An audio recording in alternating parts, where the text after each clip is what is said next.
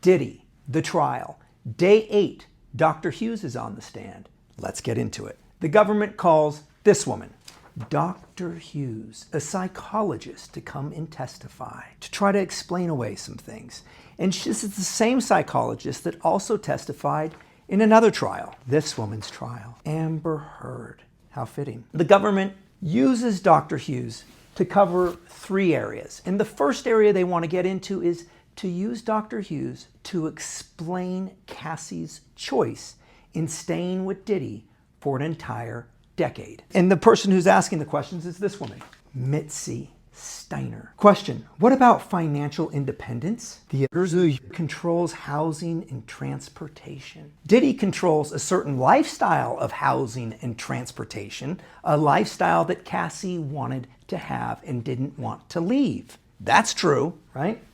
Now, question, what is the most common coping mechanism? Trying to work it out because of the trauma bond.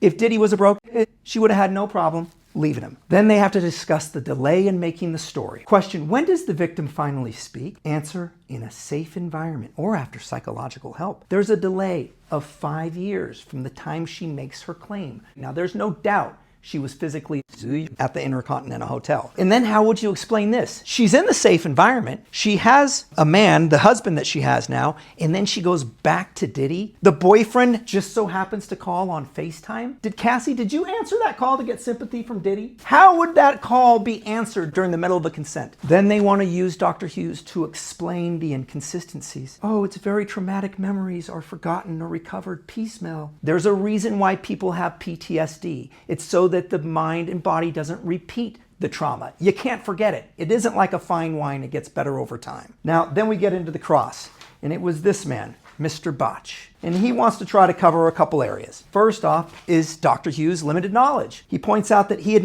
never spoken with Cassie. She hasn't reviewed anything. She doesn't have anything specific to this case. 2, he tries to give the other side of Cassie's claims. Can people fabricate emotions? Answer, they can. Batch, people might go to a civil lawyer to try to make money, right? Objection, objection. And the judge says, let's move on. Don't talk about that. Don't talk about the money. Then they want to show that this expert has a bias, that she's trained and she's paid. Question, most of your income comes from court-related work, showing that she's a paid expert. She's paid to play. This is what she does. No, just half of it. Question, you've been retained hundreds of times. You've never come to court and testified in defense of a man accused of a stress crime. Answer, that's correct. I don't evaluate offenders. But you haven't even evaluated Cassie, the accuser in this case.